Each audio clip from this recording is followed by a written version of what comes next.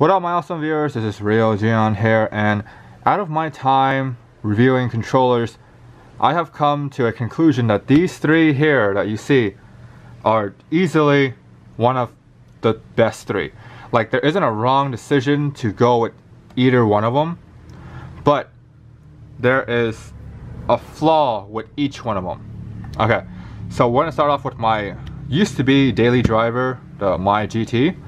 And the issue here is with the start and select button being inside a clamp.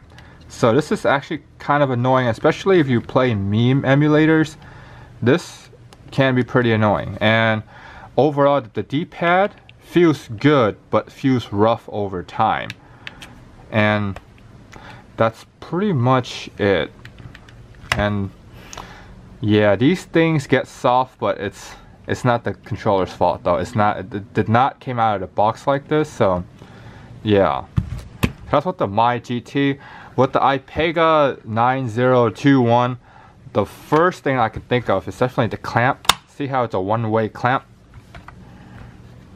And that's it. Like these two, it's a two-way clamp. See how it goes in the middle, down, and up. And the same thing here.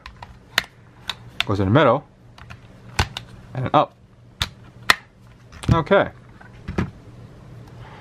And another thing is definitely the D-pad. The D-pad is not the best, to be honest.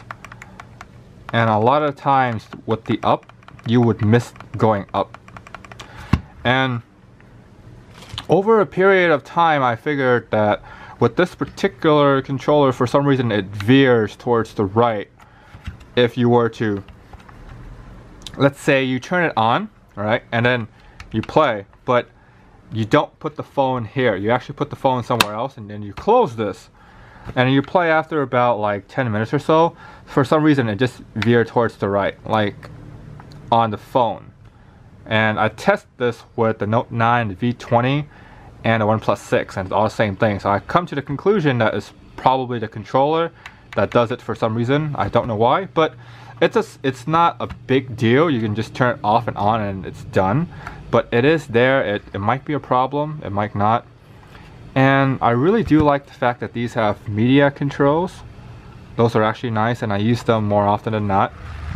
And then with the Evo VR, the only downside is the actual clamp itself. If you can see here, the direction of the clamp isn't high enough, or is it low enough, basically, is what I'm trying to say. Yeah, it's where if you look at the angle of the clamp, you notice how this one is a little higher up, which means that at certain angles it's harder to hold the phone with the controller and play. But besides that, like, this thing is pretty much the whole 9 yards. You have the on-off switch, you have the start and select button being outside. Oh, and yeah, the start and select button, these are made out of these sort of like rubbery, like TV remote quality buttons, where I feel like over time, especially if you have a little kid playing it, these things can get ripped off, which sucks if that happens to you. But yeah, that is something to watch out for. And this one, I think these are both PC compatible. Yeah, this is PC compatible. This is PC compatible. This is not PC compatible. This is only Android or iOS compatible. Both of these two here do not have a vibration motor. So I don't know how valuable that is to you guys, but these do not have vibration. This one does have vibration. In fact, this is the heaviest controller out of all of these ones. And see, besides that, there is a wireless dongle that goes with this, so you can plug it to the PC, which is nice. But in terms of overall quality, it would actually be somewhere like this. This is the lowest quality. This is the cheapest feeling controller. This is somewhere towards the middle, and this actually feels premium. I don't know why, but everything feels solid and everything just works. I like that. And then in terms of latency, I would say it's the same order. This has that weird veering problem. This one, occasionally it just kind of doesn't work, where you just like everything just does not work, and you have to turn everything off and then turn everything back on again. And overall it feels fatiguing the longer you hold it, especially if you have something like a Note 9. It feels very fatiguing. But this one is the best in terms of latency because everything works and everything is direct, so that's very good. And in a long period of time it does get top heavy like the other three, but it's not that bad. So like kind of the best of the best kind of thing, because it's not the best of the worst, because none of these controllers are actually bad. And let's see what else is there. Okay, oh, they all have switches. So see how there's an on-off switch? There's an on-off switch on the back. There's an on-off switch right here, which is probably pretty hard to see, but there's a switch right there. So the reason why I like the controllers with a switch is that when I switch it on and off, I have this confidence where, okay, I know it's off, or okay, I know it's on, which is very nice. Both, well, not both, all three of these ones are the sort of like controller with the mounted thing, so they're not the vertical one, which I kind of like these ones more because I feel like I'm more in control. Kind of doesn't really make sense, but to me it feels better to do something like this than to do something like the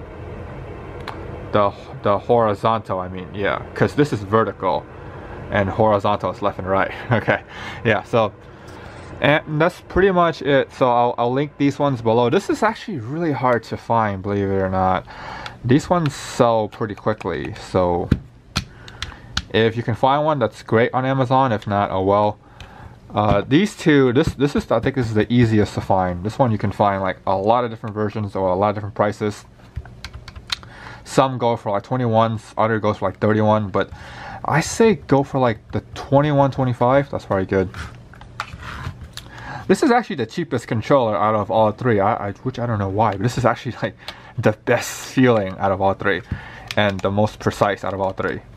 So that's really good. And oh, speaking of which, the L2R2. So these ones, this is the thinner one.